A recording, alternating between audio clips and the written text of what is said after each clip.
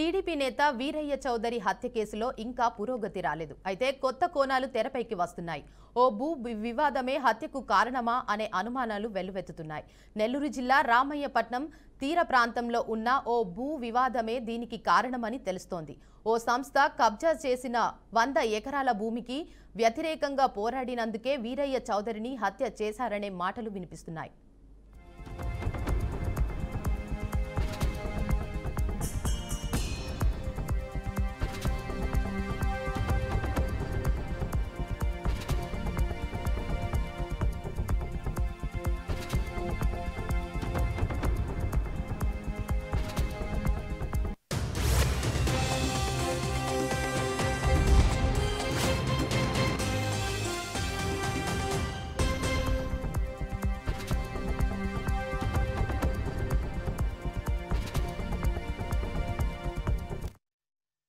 ఇంతకీ ఆ 100 ఎకరాల భూమి ఎవరిది? అది ఏ సంస్థకు సంబంధించింది? ఆ భూ వివాదమే వీరయ్య చౌదరి మరణానికి కారణమా? ప్రస్తుతం ఆ ప్రశ్నలే ఆసక్తిని రేపుతున్నాయి. స్వయంగా ఏపీ సీఎం కేసును పర్యవేక్షిస్తున్నప్పటికీ నిజాలు బయటకు రాకపోవడం విస్తుపోయేలా చేస్తోంది.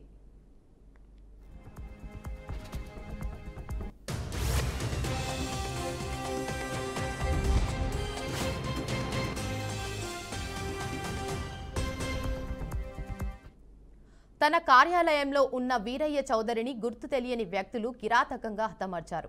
4 వ్యక్తులు అత్యంత దారుణంగా చంపి పరారయ్యారు.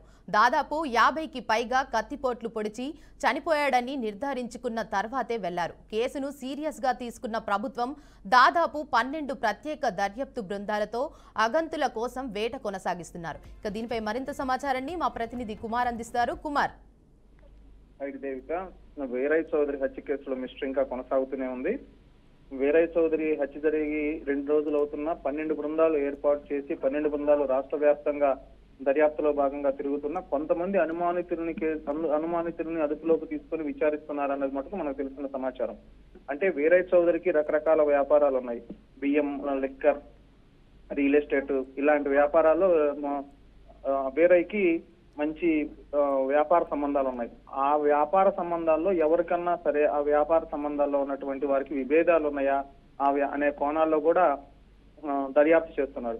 కాకపోతే ఒక మాట మటుకు రియల్ ఎస్టేట్ వ్యాపారంలో జరుగుతున్నటువంటి వ్యాపారంలో మనకు అత్యంత విశ్వసనీయ వర్గాల వరకు అందిన సమాచారం మేరకు ఉమ్మడి ప్రకాశం జిల్లా కందుకూరు నియోజకవర్గం రామాయపట్నంలో 100 ఎకరాల ఒక క్రిస్టియన్ సంస్థకు సంబంధించిన ల్యాండ్ ఉంది. ఆ ల్యాండ్ విషయంలో 2019 నుంచి కొంచెం వివాదాల్లో జరుగుతుంది. ఆ వివాదాల్లో వీరయ్య తలదూచినట్టు వీరయ్య చౌదరి వచ్చేసి కోర్టులో ఆ ల్యాండ్ గురించి కోర్టులో కేసు వేసినట్టు కూడా మనకు తెలుస్తుంది. ఆ కోణంలో కూడా పోలీసులు దర్యాప్తు చేస్తున్నారు. అదే కోణం ఉండొచ్చని, లేదా అదే కోణంలో హత్య జరిగి ఉండొచ్చు, లేదా ఇంకొక కోణం కూడా జరగవచ్చు అనే ఉద్దేశంతో పోలీసులు ఉన్నారు. కానీ రాత్రి నుంచి వినిపిస్తున్న మాటల ప్రకారం అయితే ఎక్కువగా ఆ కందుకూరు ల్యాండ్ కు సంబంధించి కందుకూరు దగ్గర ఉన్నటువంటి రామాయపట్నం ల్యాండ్ కు సంబంధించినటువంటి దాని మీదనే ఎక్కువ ఒక అపోహలు, అంటే ఒక విధమైనటువంటి జిల్లాలో ఒక విధమైనటువంటి చర్చ దాని మీదనే ఎక్కువగా నడుస్తుంది. ఎందుకంటే వీరయ్య చౌదరి ఉన్నటువంటి పరిసర ప్రాంతాల్లో ఉన్నటువంటి వీరయ్య చౌదరి చుట్టూ ఉండే కార్యకర్తలు చెప్పటం కానీ, వీరయ్య చౌదరి అభిమానులు చెప్పటం కానీ, వీరయ్య చౌదరి గురించి పూర్తిగా తెలిసిన వాళ్ళు చెప్పటం, ఎటువంటి కలహాలకు పెద్ద వెళ్ళడు. ఈ రేషన్ మాఫియా, రేషన్ కానీ లేదా లిక్కర్ మాఫియాలో కూడా అందరితో కలిసికట్టుగానే ఉంటాడు. రియల్ ఎస్టేట్ వ్యాపారంలో గత 6 సంవత్సరాల నుంచి ఉన్నాడు.